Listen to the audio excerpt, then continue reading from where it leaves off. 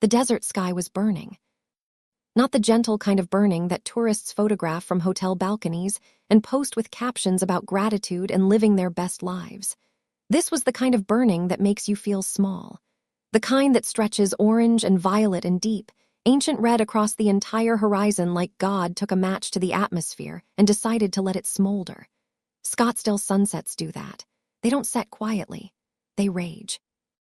Gloria Tate sat on the rooftop terrace of a private restaurant she hadn't known existed until 3 hours ago, watching that sky burn and trying to understand how she'd gotten here.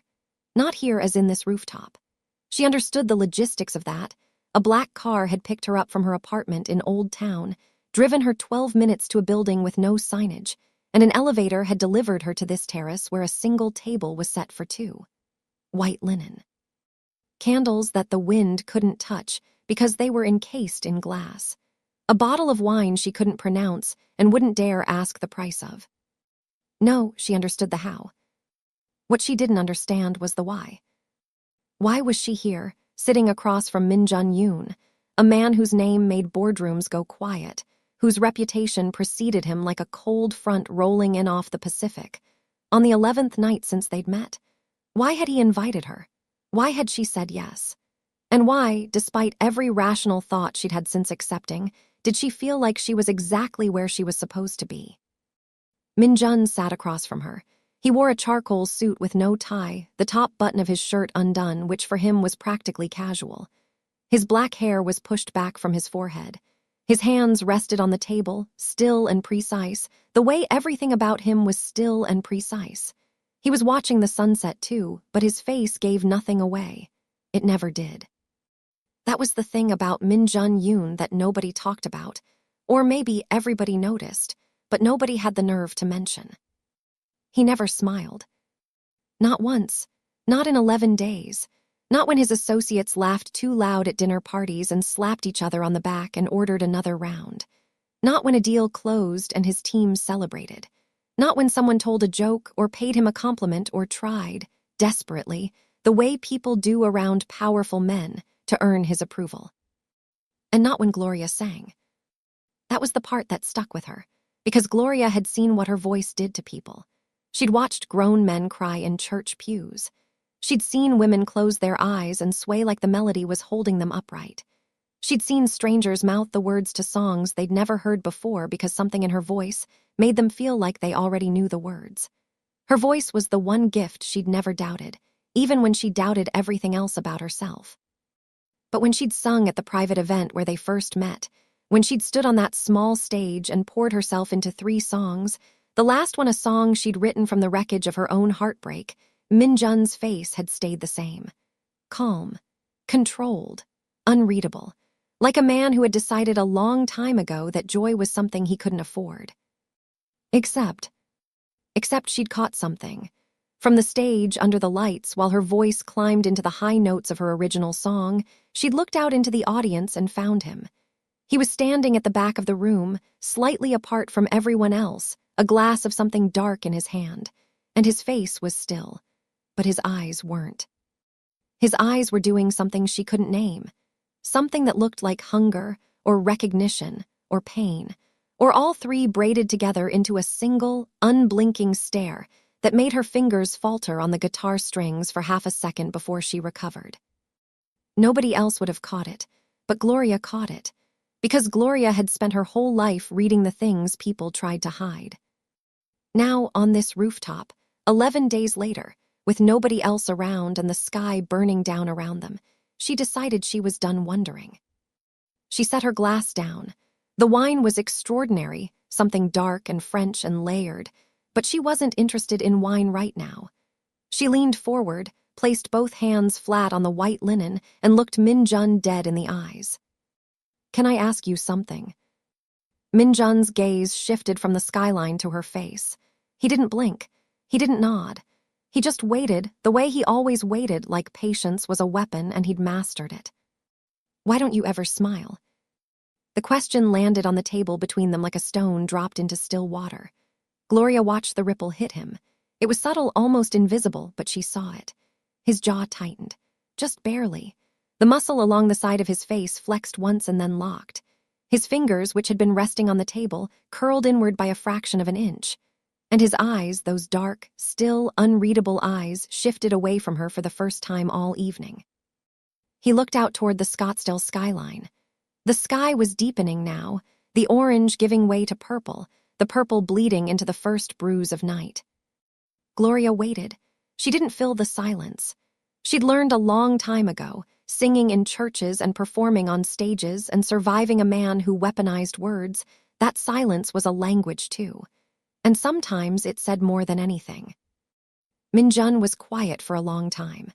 Long enough that the candle between them flickered through an entire cycle. Long enough that Gloria could hear the faint hum of traffic from the streets below, and the distant sound of someone laughing somewhere in the building beneath them, and her own heartbeat in her ears. Then he spoke. And what he told her was so quiet, so devastating, so wrapped in the kind of pain that doesn't scream but sits in a room like smoke. The kind you don't see until it's already in your lungs, that Gloria felt something inside her chest crack open.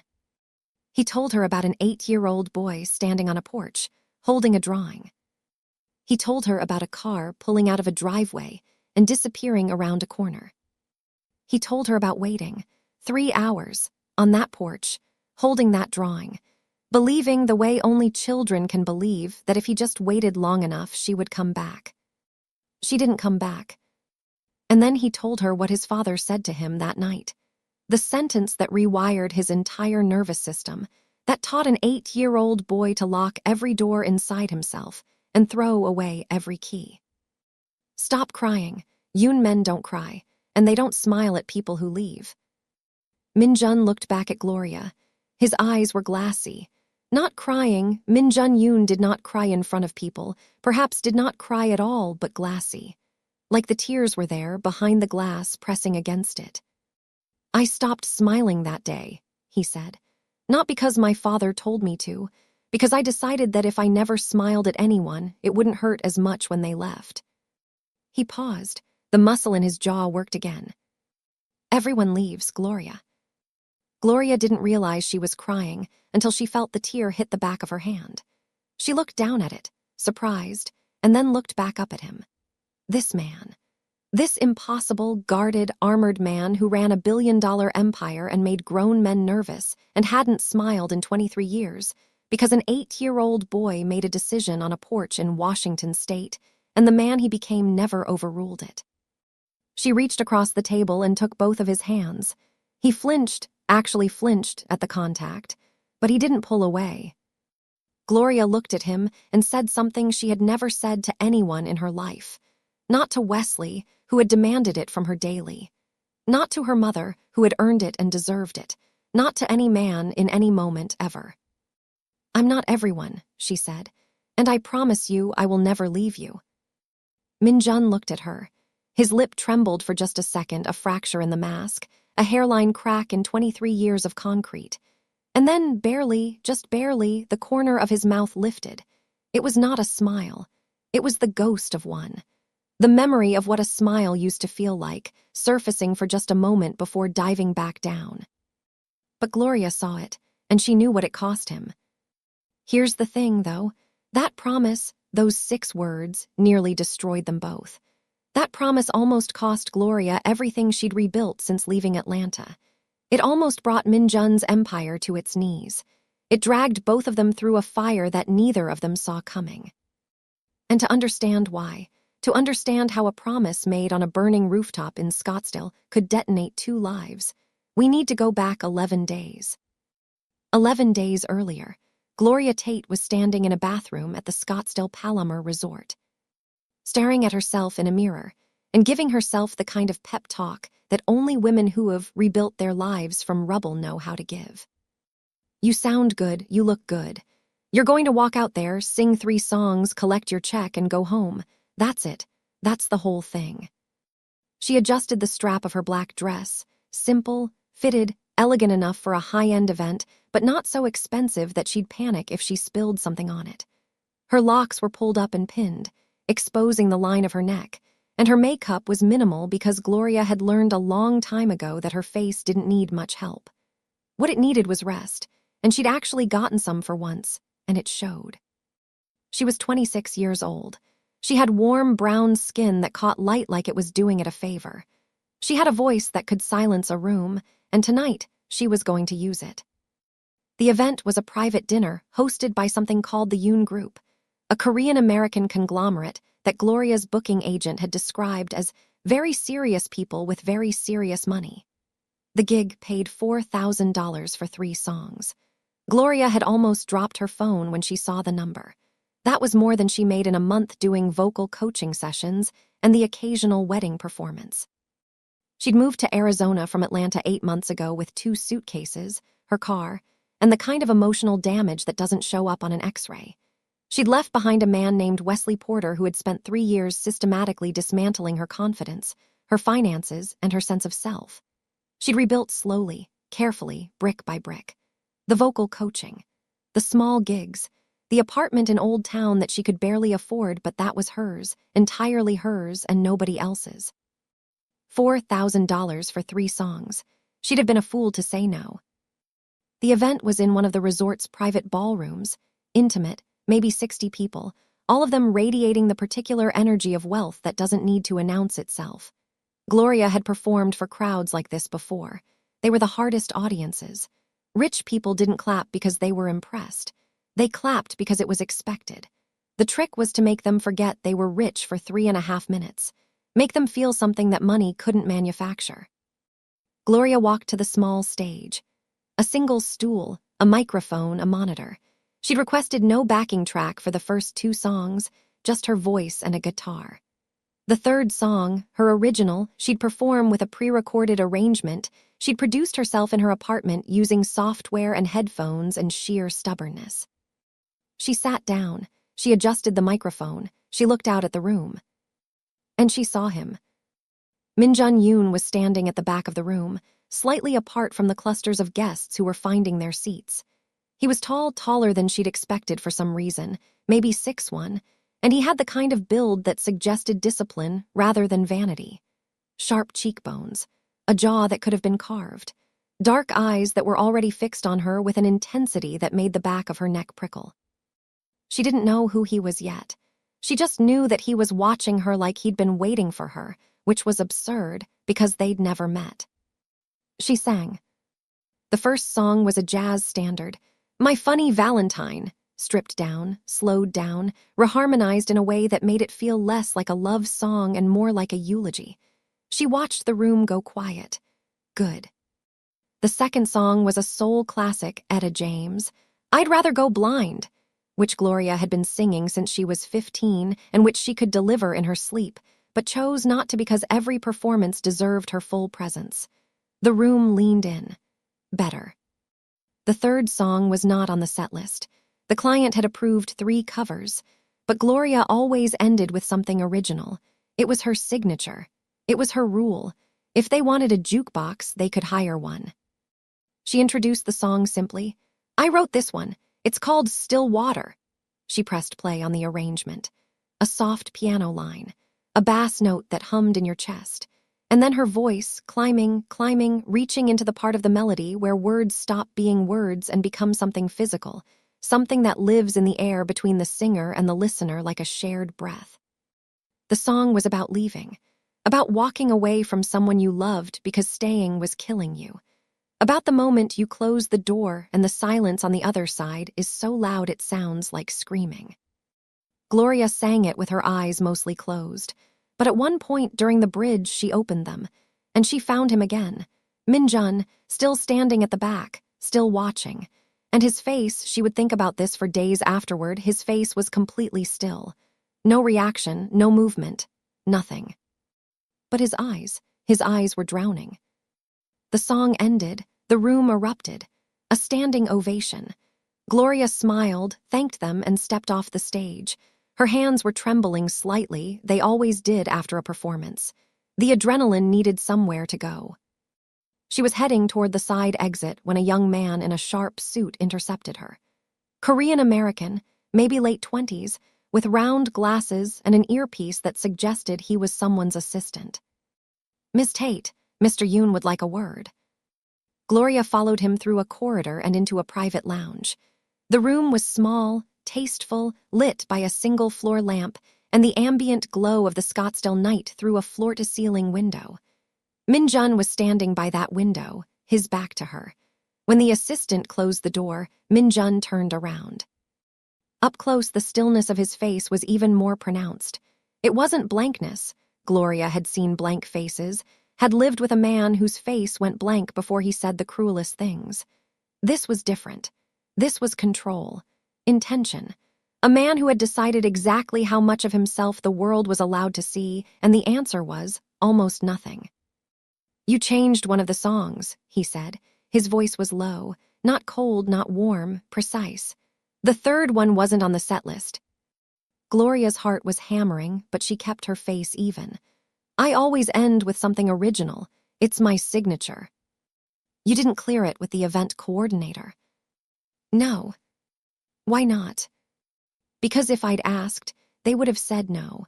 And the song was better than whatever was on that approved list." A long beat of silence. Min-jun studied her face like he was reading a contract, looking for the fine print, the clauses, the hidden liabilities. Then he said, "I'd like you to perform at 3 more events this month. My assistant will send you the details." That was it. No compliment. No, you were wonderful. No, that third song moved me. Just a business proposition delivered with the emotional temperature of a boardroom memo. Gloria nodded. "I'll look at the schedule." She turned to leave. She was almost at the door when his voice stopped her. "The song, Still Water, who did you write it for?" Gloria looked over her shoulder. Min-jun hadn't moved. He was still standing by the window, outlined by the night. "Someone I had to leave," she said. She walked out. In her car, driving back to her apartment with the windows down and the desert air rushing through, Gloria replayed the interaction 6 times. She dissected his tone, his posture, his questions. She thought about his eyes during her performance. She thought about the way he'd asked about the song, not casually, not as small talk, but like the answer mattered. And she thought, who are you, Min-jun Yoon? She didn't know yet, but she was going to find out. The first event was a corporate dinner in Beverly Hills, California. A private estate in the hills that the Yoon Group used for client entertainment, all glass and stone and infinity edges that made it look like the house was dissolving into the Lowe's Angels skyline. 70 guests. Tech executives, real estate developers, international investors. Money moved through the room like a current.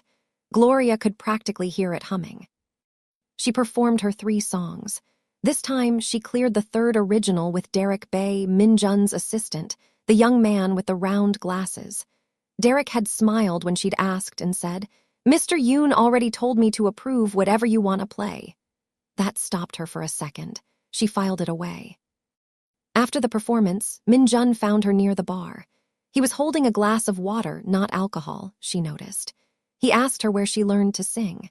She told him about her grandmother, Lorraine Tate, who ran the choir at Greater Mount Calvary Baptist Church in Atlanta for 31 years, who taught Gloria to sing before she taught her to read, who used to say, "The voice is the one thing nobody can take from you, baby. They can take your money, your man, your house, and your health, but they cannot take what God put in your throat." Min-jun listened, said nothing, but he didn't walk away. And when Gloria finished talking, he was still looking at her, and she had the strangest feeling that she'd just given him something he didn't know how to hold. The second event was a business reception in San Jose. Gloria arrived and was escorted to a private dressing room that had been prepared specifically for her. Fresh flowers, a fruit and cheese spread, sparkling water in glass bottles, a handwritten note on the vanity that said, "Thank you for being here, YG." This was not how hired performers were treated. Gloria knew that. She'd performed at events where she was told to use the service entrance and eat in the kitchen. This was something else. During the reception, she performed and it went beautifully. Afterward, while she was standing near a window texting her booking agent, a man approached her. An investor, white, mid-50s, 2 drinks past his limit. He leaned in too close and said, "You've got a hell of a voice for a girl from," and then he said something about where she was really from, with the kind of emphasis that left no room for misinterpretation. Gloria felt her stomach drop. Not from surprise, she'd heard variations of this her entire career, but from the exhaustion of it. The grinding, relentless exhaustion of being reduced. Before she could respond, Min-jun was there. She hadn't seen him cross the room. He was just suddenly beside her, and the air around him had changed. It was colder, denser, like the temperature had dropped 10 degrees in his immediate radius. He didn't raise his voice. He didn't touch the man. He simply said, in that low, precise tone, "Your invitation to this and all future Yoon Group events is revoked, effective immediately." The man sputtered. "Now wait a minute, Yoon, I was just..." "Security will escort you out. Your car will be brought around." Two men in dark suits appeared. The investor was guided away, still protesting. The room barely noticed. That was the thing about Min-jun. He handled things so cleanly, so surgically, that the operation was over before anyone realized it had happened. Min-jun didn't look at Gloria after. He just walked away, back to his conversation with a group of Japanese executives, as if nothing had occurred. But something had occurred, and Gloria felt it in her chest like a key turning in a lock she'd forgotten was there. Between the second and third events, they started texting. Min-jun's messages were clipped and formal. "Confirming your arrival time for Friday. The venue has a piano if you prefer that to guitar." Gloria, being Gloria, ignored the formality entirely. She sent him a voice note of herself humming a melody she was working on, something half-formed and fragile, the kind of thing she normally kept private. He didn't respond for 6 hours. She told herself it didn't matter. She told herself she was being ridiculous. Then her phone buzzed. One line, "Play that one at the next event." Gloria stared at the text for a long time. Then she smiled, a real, wide, helpless smile, and saved the message. The third event was in Palo Alto, at a Yoon Group property that felt more like a home than a venue. Smaller, warmer. After Gloria performed, Min-jun asked her to stay, not for business, just to talk.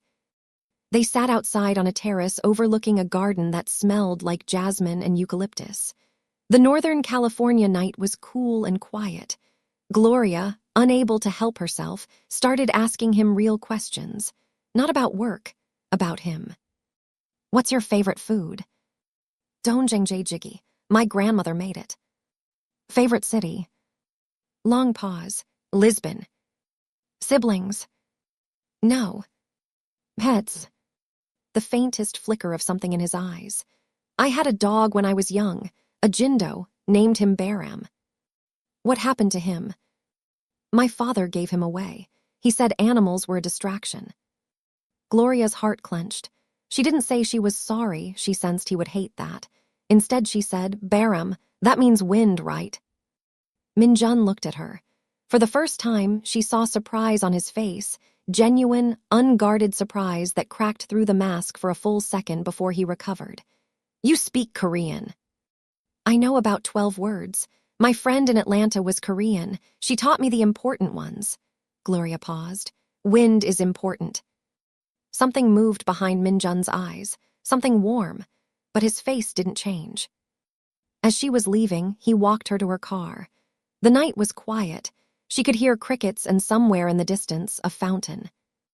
Min-jun said, "I don't usually ask people to stay." Gloria turned to look at him. He was standing under a porch light that turned his sharp features softer, almost gentle. "Then, why did you ask me?" He didn't answer. He just watched her get in the car and drive away. That night, back in her apartment in Scottsdale, Gloria did something she'd been resisting. She Googled Min-jun Yoon. What she found was a wall of business articles, Fortune profiles, Forbes estimates, conference keynotes, negotiations that had made headlines.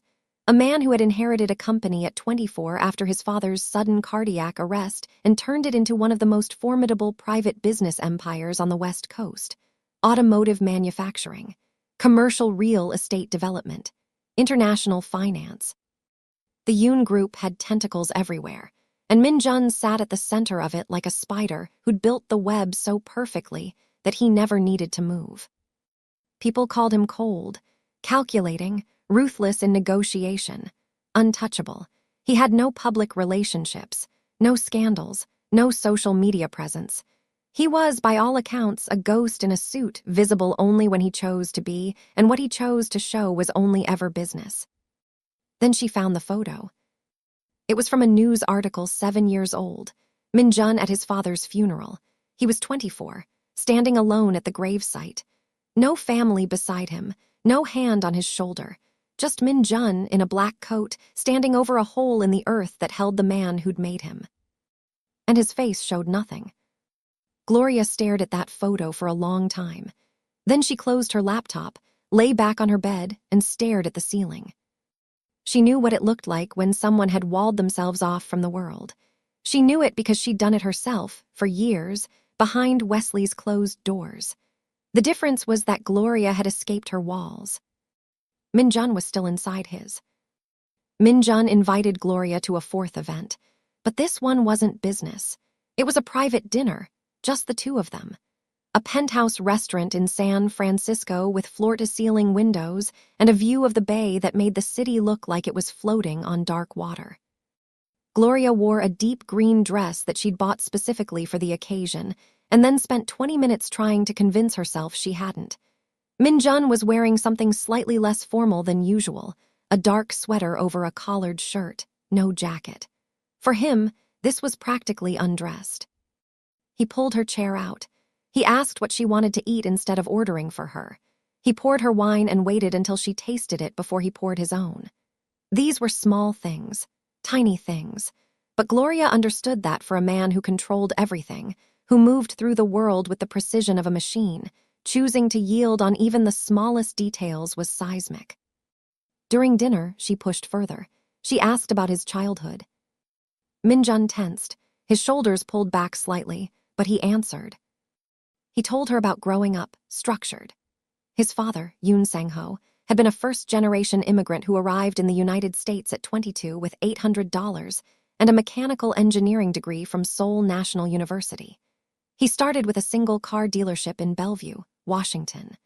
Through relentless work, strategic ruthlessness, and a refusal to accept any outcome he hadn't engineered himself, he built the Yoon Group into a multi-billion-dollar operation.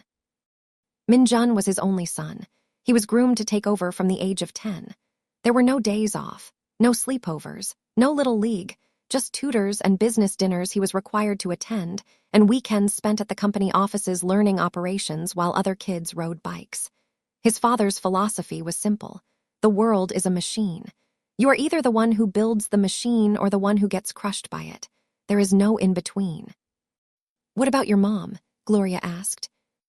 Min-jun's face went completely blank. The wall slammed down so fast that Gloria almost felt the impact. "She left when I was 8, he said. Silence. Gloria didn't push. She just reached across the table and placed her hand near his, not touching, just close. An offering, a door left open.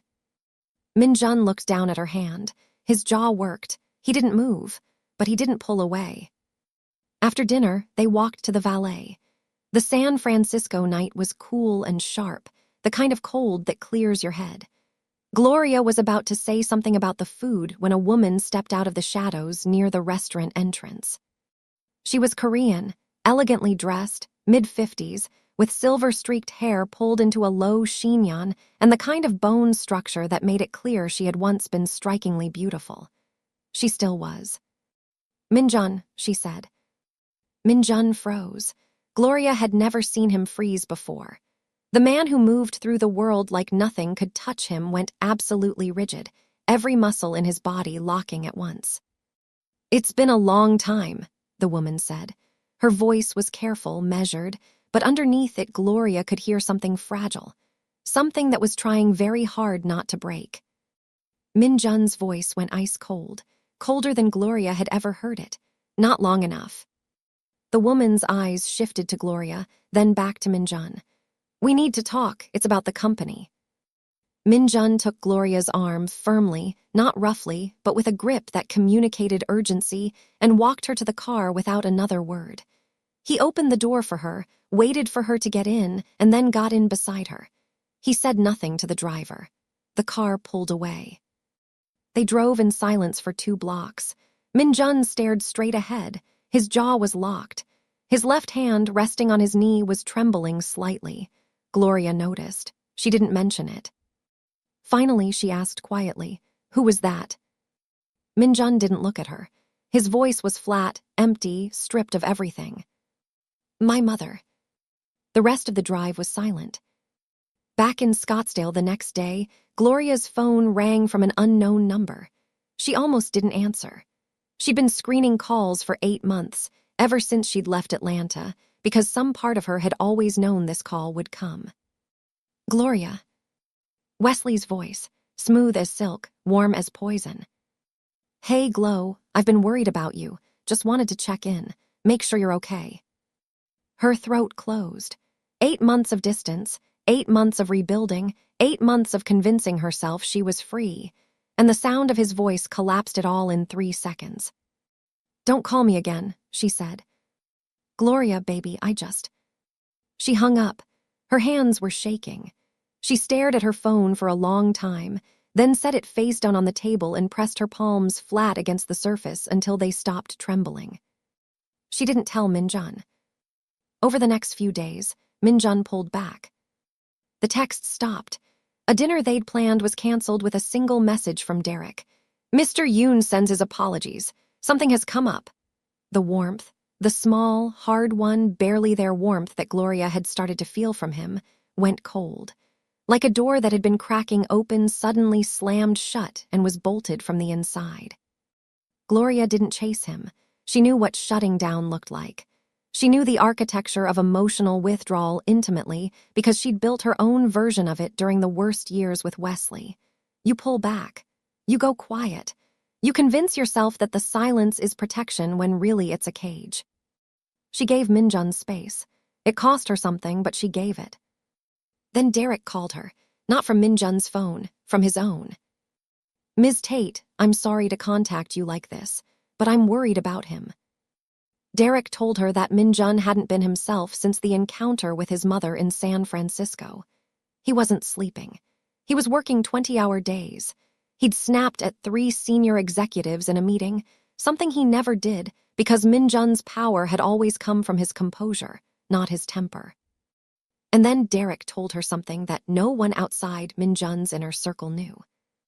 His mother, Helen, she didn't just leave, Derek said carefully. Mr. Yoon Sang-ho, the father, he gave her an ultimatum. He told her she could be a mother or she could be involved in the business expansion, but not both. He wanted complete control of Minjun's upbringing, no interference, no maternal softness. He told her that if she stayed and tried to raise Minjun her way, he would cut off her entire family in Korea, her parents, her sister, everyone. Gloria sat down slowly. She was under enormous pressure, Derek continued. Her father was ill. Her family needed Sang-ho's financial support, so she made the decision to walk away. She's regretted it every day since. But Minjun doesn't know the full story. All he knows is that his mother left and never came back. "Why are you telling me this?" Gloria asked. Derek was quiet for a moment. Then he said, "Because he thinks he's unlovable. He's thought that since he was 8 years old, he'll never say it, he'll never admit it. But that's what's underneath everything. And I've worked for him for 5 years, and you're the first person I've ever seen get through to him." Gloria sat in her apartment for a long time after that call. She stared at the ceiling. She thought about an 8-year-old boy standing on a porch. She thought about a woman driving away from her own child. She thought about the kind of pain that doesn't heal because nobody ever touches it. It just sits there, calcifying year after year, hardening into something that looks like strength, but is really just scar tissue. She made a decision. She drove to Paradise Valley, to Minjun's estate. It was hidden behind walls and mature landscaping, the way wealth always hides itself in Arizona, behind gates and desert trees, and the polite fiction that everyone here is just like everyone else. Security stopped her. She told them to call Minjun and tell him Gloria was here. 5 minutes passed. She sat in her car with the engine running, half expecting the gate to stay closed, half expecting him to refuse her the way he refused everything that got too close. The gate opened. She found him in his home office, surrounded by documents and screens. He looked like he hadn't slept in days. His eyes were shadowed. His shirt was wrinkled, which for Min Jun was the equivalent of complete collapse. "You shouldn't have come," he said without looking up. "And yet here I am." "I'm busy, Gloria." "You're hiding." He looked up then. His eyes were sharp, dangerous even, the look he probably gave to people across boardroom tables right before he dismantled their positions. "I don't hide," he said. "Then why haven't you answered my calls? Why'd you cancel dinner? Why are you sitting in this room at 11 o'clock at night pretending that if you work hard enough, you won't have to feel anything?" Silence, the kind of silence that could go either way, toward a door opening or a door slamming. Min Jun leaned back in his chair. He looked at her for a long time. Then he said quietly, like a confession, "Everyone goes, eventually. Everyone leaves."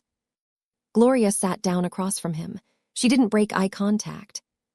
"Then I'll be the first one who doesn't." He stared at her. She stared back. And something in the room shifted, not dramatically, not with thunder and lightning, but the way dawn shifts the sky. Gradually, inevitably, one shade at a time. That night, Gloria drove home and found a text from Wesley on her phone. New number, not the one she'd blocked. The message said, "I know you blocked me. That's okay. I'm patient."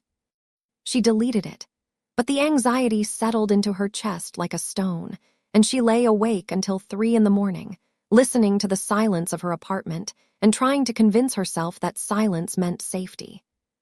The rooftop dinner happened 2 nights later. That was the night Gloria asked Min Jun why he never smiled. That was the night he told her about the boy on the porch. That was the night she made her promise. And that was the night, while Min Jun stepped away to take a business call, that Gloria checked her phone and saw the text from an unknown number. "Nice view from up there. I told you I was coming." Wesley was in Scottsdale. The next morning, Gloria was standing in line at the coffee shop she frequented near Old Town when she felt someone behind her.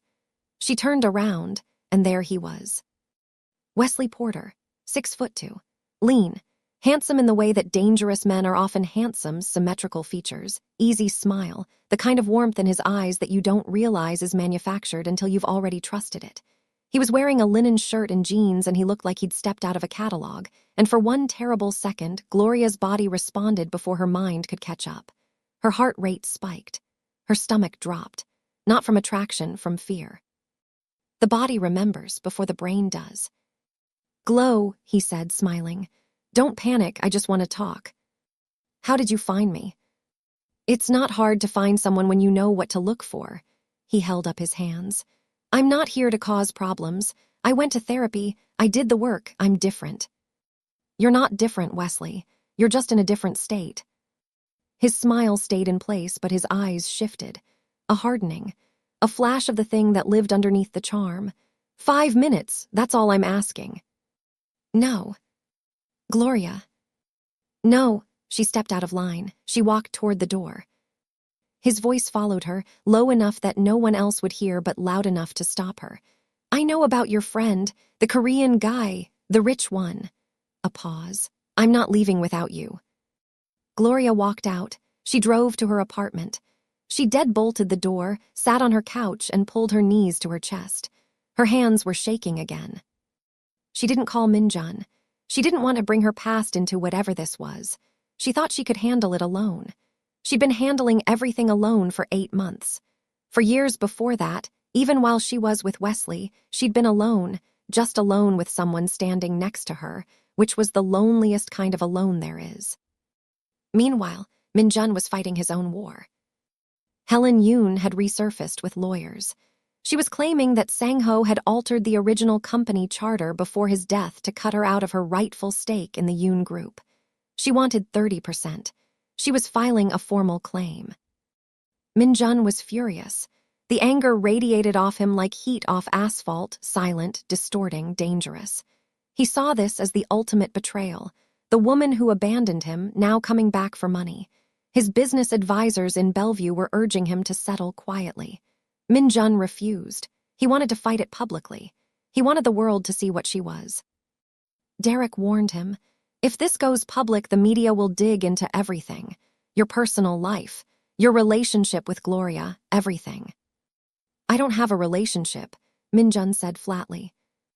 Derek looked at him with the particular patience of a man who has spent 5 years translating his boss's lies back to him. He said nothing. He didn't need to. That evening, Gloria and Minjun had dinner at his Paradise Valley estate. Both of them were carrying weight they hadn't shared with each other. The dinner was tense. Minjun was distracted, shorter than usual in his responses. Gloria was checking her phone every few minutes, then setting it down too carefully. Finally, Minjun looked at her and said, "What's wrong?" And Gloria broke. She told him everything. Wesley. The 3 years of control and manipulation.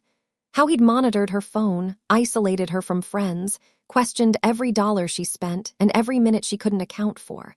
How he'd never hit her, he was too smart for that, but he dismantled her so methodically that by the end, she didn't trust her own perceptions.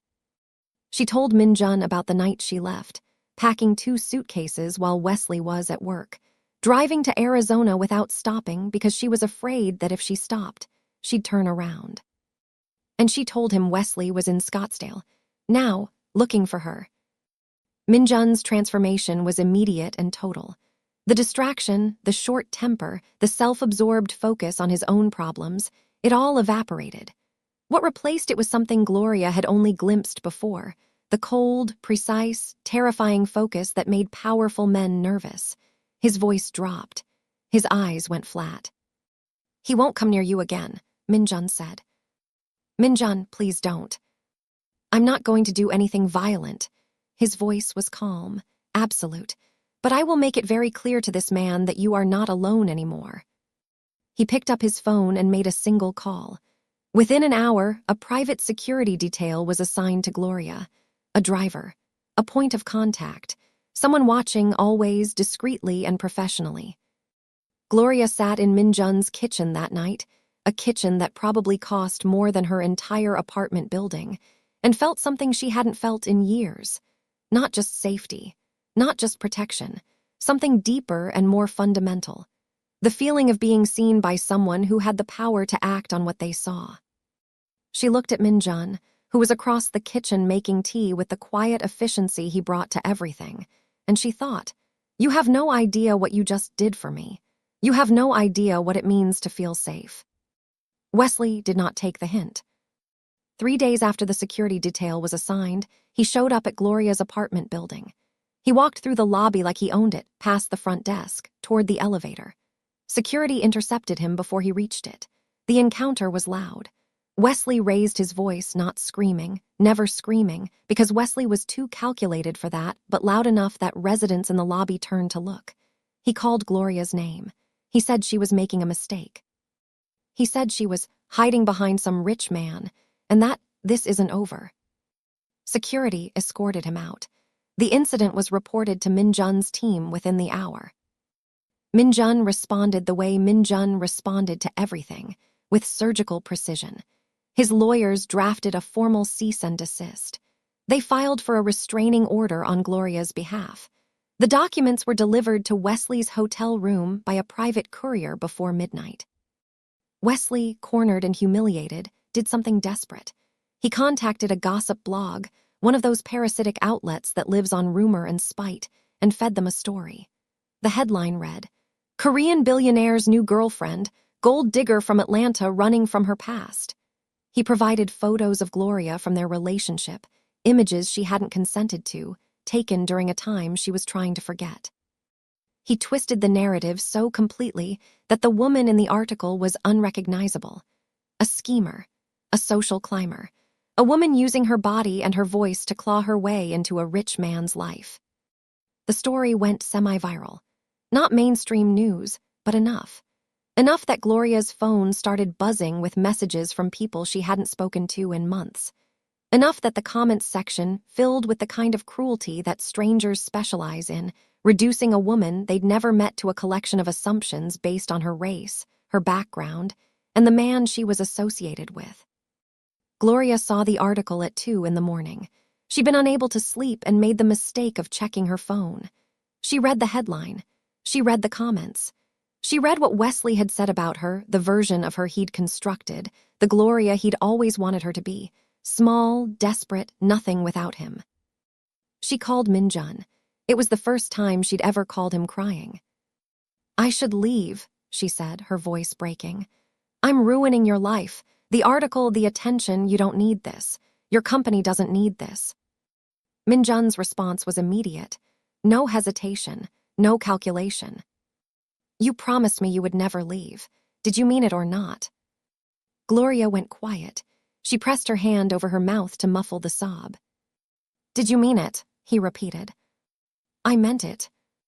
"Then stop running. We handle this together." At the same time, Helen Yoon's lawyers were waging their own campaign. They leaked to business press that Minjun was emotionally compromised and that his involvement with a woman was affecting his judgment regarding the company dispute. They were building a narrative. Minjun was unstable, distracted, making decisions based on emotion rather than strategy. The implication was clear. A man like Minjun, falling for a woman like Gloria, was evidence of impaired judgment.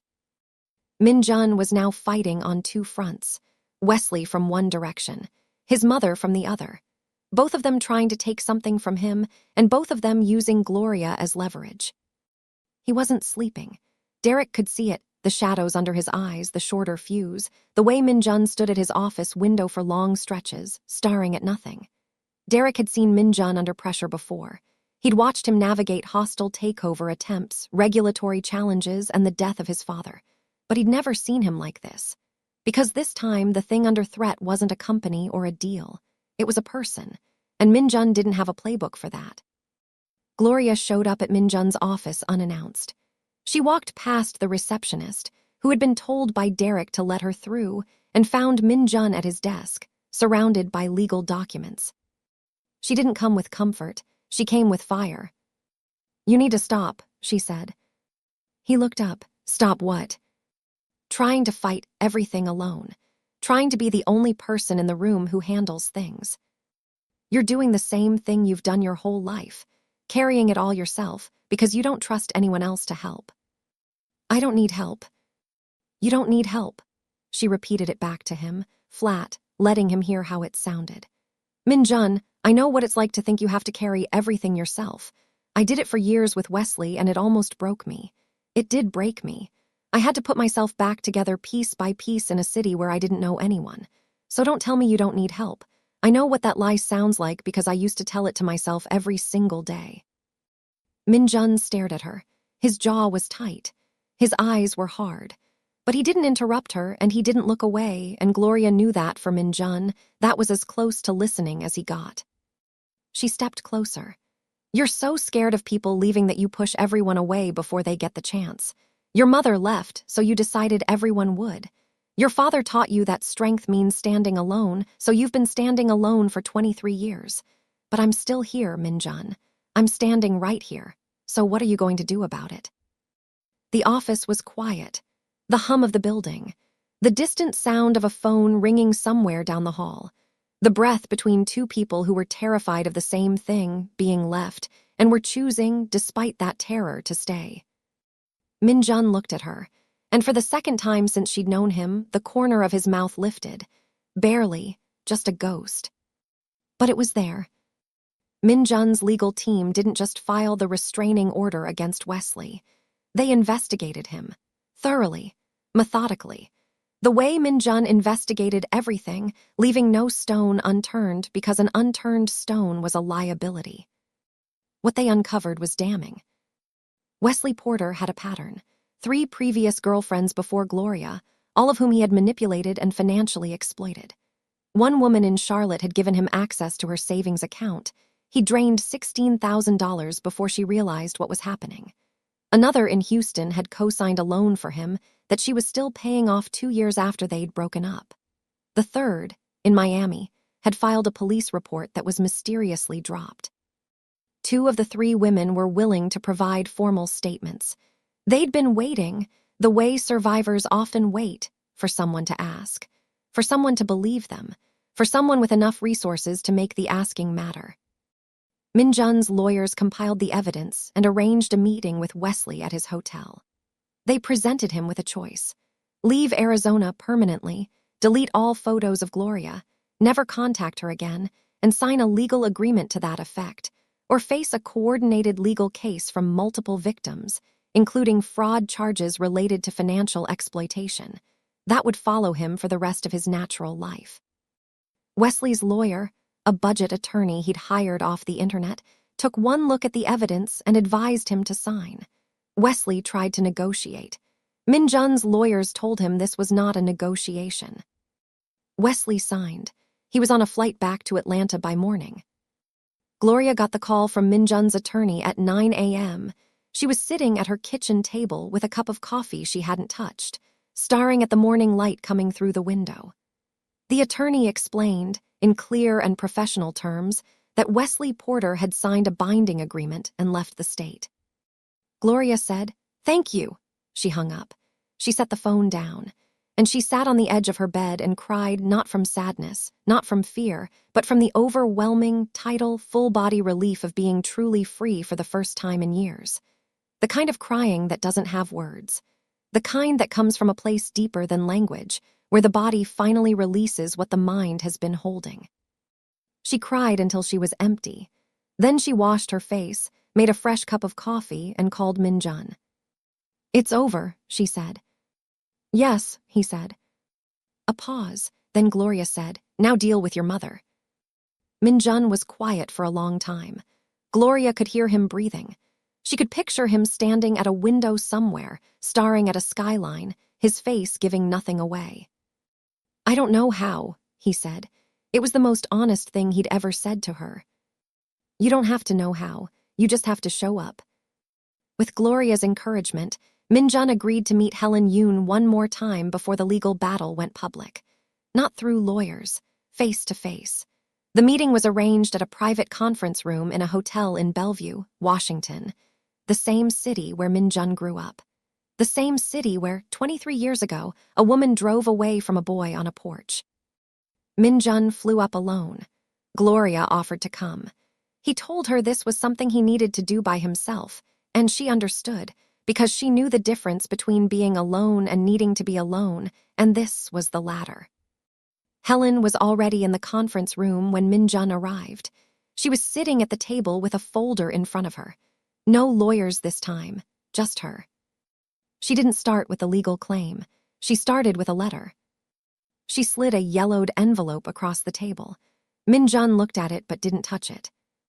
"I wrote this to you the week I left," Helen said. Her voice was steady, but her hands were not. "I gave it to your father to give to you. He never did." Min Jun opened the envelope. Inside was a letter, handwritten in Korean, on paper that had aged to the color of old ivory. He read it slowly. His face didn't change, of course it didn't, but his hands started shaking halfway through. The letter was from a mother to her 8-year-old son. It said, "I am not choosing to leave you. I am being forced to. Your father has told me that if I stay, he will cut off Halmione and IMO, your grandmother and your aunt, from everything. They will have nothing. He wants to raise you his way, and he has told me I cannot be part of it. I am doing this to protect the people I love, and the person I love most is you. I am so sorry. I will find my way back to you. I promise. Please don't forget me." Min Jun read the letter twice. Then he looked up at his mother. "I wrote you a letter every year on your birthday," Helen said. Tears were streaming down her face now, silently, the way tears fall when someone has been holding them for decades. "I sent them to the house, every year. Your father returned every single one." The room was silent. Min Jun's voice, when it came, was barely above a whisper. "Why didn't you fight harder?" Helen closed her eyes. "Because I was afraid. Your father was powerful. He had lawyers, resources, connections. I had nothing. And by the time I found my courage, by the time I had enough money, enough support, enough fight, you were already a man. And you already hated me. And I thought—" She stopped, composed herself. "I thought it was too late." Min Jun stared at the letter in his hands. 23 years. 23 years of believing he was the kind of person that people left. 23 years of building walls, stacking them higher and higher until he couldn't see over them, until he forgot there was anything on the other side worth seeing. And the whole time, there had been a letter that said, "It wasn't about you. It was never about you." He didn't hug her. He didn't forgive her on the spot. That would have been dishonest, and whatever else Min Jun was, he was not dishonest. But he said, "I need time." Helen nodded. She wiped her eyes with the back of her hand. "I've waited 23 years. I can wait a little longer." Regarding the company claim, Minjun's lawyers reviewed the original charter documents Helen had provided. They brought in independent forensic analysts to examine the paperwork. The conclusion was clear. Sang-ho had altered the charter. Helen's claim was legitimate. She had been cut out of a stake that was rightfully hers. Minjun sat with this for 2 days. He sat with the fact that his father, the man who had shaped him, hardened him, built him into the person he was, had also been the man who had stolen from his mother, driven her away, and spent 23 years letting his son believe he was unlovable. The anger Minjun felt was not the cold, controlled kind he was known for. This was something rawer, something that burned. But he made a decision. He instructed his legal team to negotiate a fair settlement. Not 30%, Helen's lawyers had been aggressive, and Minjun's team countered, but a meaningful stake and a seat on the advisory board, a place at the table she'd been forced away from. Helen accepted. That night, Minjun called Gloria from his hotel room in Bellevue. His voice sounded different. Lighter. Not happy, not yet, but lighter. Like something heavy and jagged had been pulled out of his chest, and the wound, while still open, could finally start to breathe. He told her everything, the letter, what his father had done, the settlement. Gloria listened without interrupting. When he was done, the line was quiet for a moment. Then Gloria said, "I'm proud of you." Minjun went silent. Gloria could hear him breathing. She could hear the faint sounds of Bellevue at night through the hotel window, traffic, wind, the distant hum of a city carrying on. "Nobody's ever said that to me before," he said. "Then you've been around the wrong people." Another silence. Then, so quietly she almost missed it, Minjun laughed. Not a big laugh, not a loud one. Just a short, soft exhalation that carried the ghost of joy in it, the first laugh Gloria had ever heard from him. She pressed the phone against her ear and held it there, and she smiled in her empty apartment in Scottsdale, and she thought, "There you are." 6 months later, Gloria's life was unrecognizable. It had started with a video. Someone at one of the Yoon Group events had recorded her performing Still Water on their phone and posted it to social media with the caption, "Who is this woman, and why does her voice sound like everything I've ever felt?" The video went viral in the way that genuine things go viral, not because of controversy or outrage, but because it was real.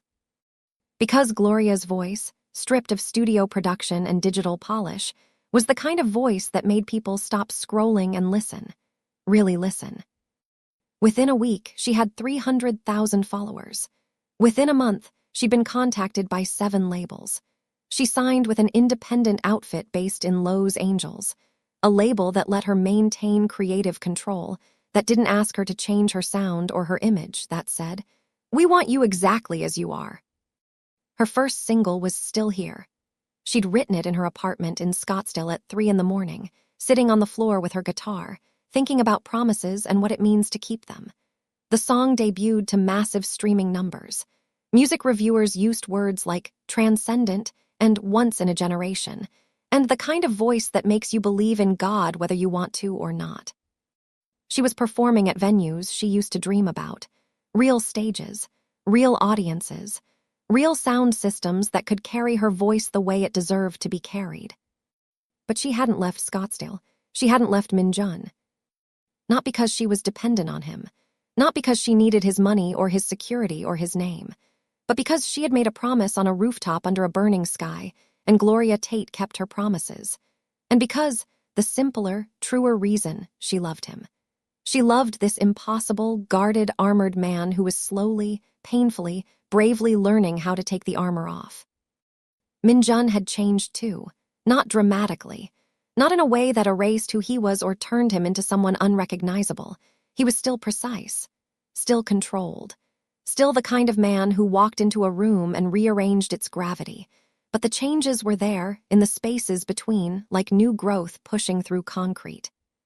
He called his mother once a week now.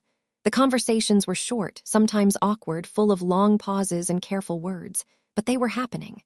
Every Sunday evening, Min-jun picked up the phone and dialed a number he'd spent 23 years refusing to learn, and he said, "Hello, Mother," and Helen said, "Hello, my son," and they talked. About weather at first, about business, about small, safe things, and then gradually about bigger things, about the past, about Sangho. About the years they'd lost and whether it was possible not to get them back, because lost years don't come back, but to build something new in the space where they used to be. He'd started seeing a therapist.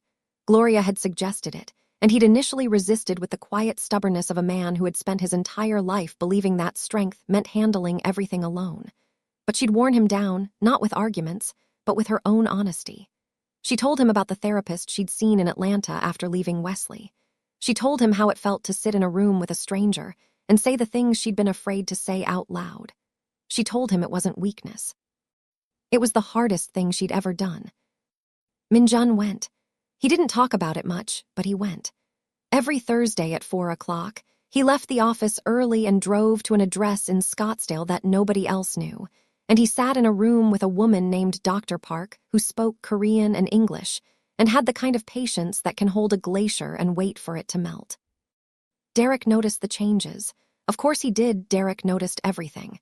Min-jun was delegating more. He was leaving the office before midnight. He was asking people questions that had nothing to do with business. How was your weekend? And is your daughter feeling better? Small things, tiny things. But for a man who had spent 7 years running the Yoon Group like a machine, asking someone about their daughter's cold was an earthquake. One evening, Derek was packing up his desk when Min-jun walked out of his office. He stopped in the doorway, as if he'd just remembered something. "Derek." "Yes, sir." "Thank you," a pause, "for calling Gloria that day, when I was," he stopped, started again, "when I needed someone and didn't know how to ask." Derek looked at him, then he smiled. "That's what I'm here for, sir." Min-jun nodded once and walked out. Derek sat at his desk for a long time after that, doing nothing, feeling something he couldn't quite name. It felt like pride. It felt like watching someone you care about find the thing they've been missing. It felt like hope. The final scene happened on a Tuesday in October. Min-jun told Gloria he wanted to take her somewhere. He didn't say where. He just said, "Pack for 2 days. Dress warm."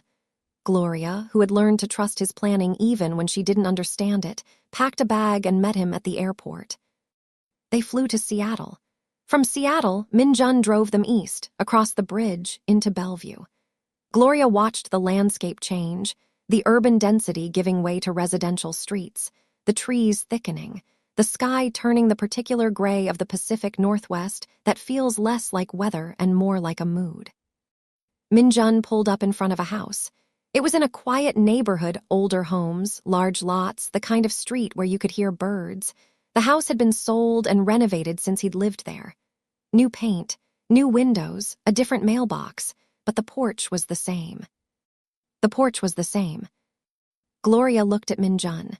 He was staring at the house through the windshield, his hands on the steering wheel, his knuckles white. She reached over and placed her hand on his arm. "You don't have to do this," she said. "I know," he said. "I want to." They got out of the car. They walked up the front path together. The new owners weren't home. Min-jun had arranged it because of course he had. They stepped onto the porch. It was a simple porch, wooden, wide enough for 2 chairs. There was a welcome mat and a potted plant and nothing remarkable about it whatsoever, except that it was the place where a boy's world had ended. Min-jun stood on that porch. Gloria stood beside him. The Pacific Northwest sky was gray and soft above them, and the street was quiet, and somewhere a dog barked once and then fell silent. Min-jun reached into his jacket pocket and pulled out a small velvet box. Gloria's breath caught. Her hand went to her mouth. But when he opened it, it wasn't a ring. Inside the box was a folded piece of paper. Gloria took it out with trembling fingers and unfolded it. It was a drawing, simple, almost childlike on purpose. She could tell it had been drawn by an adult hand deliberately choosing innocence over precision. 2 figures standing on a porch, one taller, one shorter. The shorter one had black hair. The taller one had locks. Above them, a sky. Below them, a step. and the taller figure was smiling. Gloria looked up at Minjun. Her vision was blurring. Her throat was tight. "Is this supposed to be us?" she whispered. Minjun looked at her, and for the first time fully, completely, without reservation, without the mask, without the wall, without 23 years of armor, he smiled. Not a half smile, not a flicker, not the ghost of something that might have been joy if joy weren't so dangerous. A real, full, warm smile that reached his eyes and transformed his entire face. That made him look younger, softer, like the boy he might have been if the world had been kinder. A smile that had been locked inside him for more than 2 decades, waiting for someone brave enough to ask for it and patient enough to earn it. "You're the first person who made me want to try again," he said. Gloria threw her arms around him. She was crying and laughing simultaneously, the sounds mixing together into something that was neither and both, something that sounded like relief and joy and grief and gratitude all braided into a single, breathless noise. Minjun's arms came around her. He held her tightly, not the careful, measured hold of a man afraid to commit too much, but a real hold. A hold that said, "I'm here, I'm staying. You're not leaving, and neither am I." They stood on that porch for a long time. The sky stayed gray. The street stayed quiet. The world, for once, asked nothing of them. 1 year later, Napa Valley, California. The ceremony was private. 50 guests. A vineyard estate with rolling green hills and oak trees that had been growing for 100 years. The kind of place where time moves differently, slower, kinder, more forgiving. Gloria walked down the aisle in a simple white dress. No train, no veil, just the dress and her locks loose around her shoulders, and a pair of earrings her grandmother had given her before she passed small gold hoops that caught the afternoon light. Minjun was standing at the end of the aisle. He wore a dark suit with a white shirt, no tie, the top button undone. His hands were clasped in front of him. His back was straight.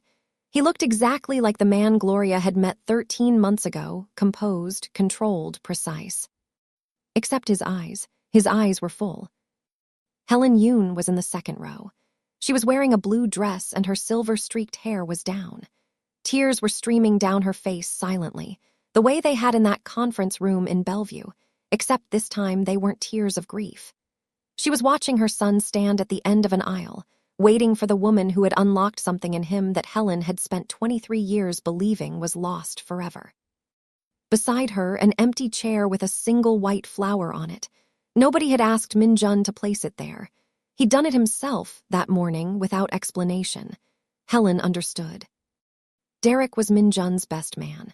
He was standing to Minjun's left, wearing a suit that was slightly too big because he'd lost weight from the stress of planning this event, and he was trying not to cry and failing spectacularly. His round glasses kept fogging up. He kept taking them off and wiping them and putting them back on, and then they'd fog up again. It was, by any objective measure, a disaster of composure, and Derek didn't care even slightly. Gloria reached the end of the aisle. She stood in front of Minjun. He took her hands. His grip was warm and steady. She leaned in and whispered, "Are you going to smile for the photos?" Minjun looked at her. This woman, this extraordinary, stubborn, brave, impossibly beautiful woman who had walked into a private event 13 months ago and changed a song without permission, who had asked him a question nobody else had the nerve to ask, who had sat across a table from him on a rooftop in Scottsdale and promised she would never leave, and then, the hardest, most remarkable part, kept the promise. He smiled. Not the ghost of one, not the memory, the real thing. Full and warm and certain, the way smiles are supposed to be when they come from a place that has finally, after a long time in the dark, found its way to the light. "For you," he said, "always." The officiant said the words. The rings were exchanged. The kiss was soft and unhurried, the kind of kiss that isn't performing for an audience but simply continuing a conversation that started on a rooftop under a burning sky. The 50 guests clapped. Derek gave up entirely and cried openly. Helen pressed both hands over her heart and smiled through her tears. Somewhere in the vineyard, a bird sang. And Minjun Yoon, standing on a green hillside in California with the hand of the woman he loved in his, smiled like a man who had finally, after 23 years, come home. If this story made you feel something, drop a comment and tell me which moment hit you the hardest. Was it the rooftop confession, the letter from his mother, or that final drawing on the porch? I genuinely read every single comment, and your words are what keep me making these stories. If you haven't hit that subscribe button yet, I really don't know what you're waiting for. This family is growing every single day, and I don't want you to miss the next story. Like, subscribe, and I'll see you in the next one.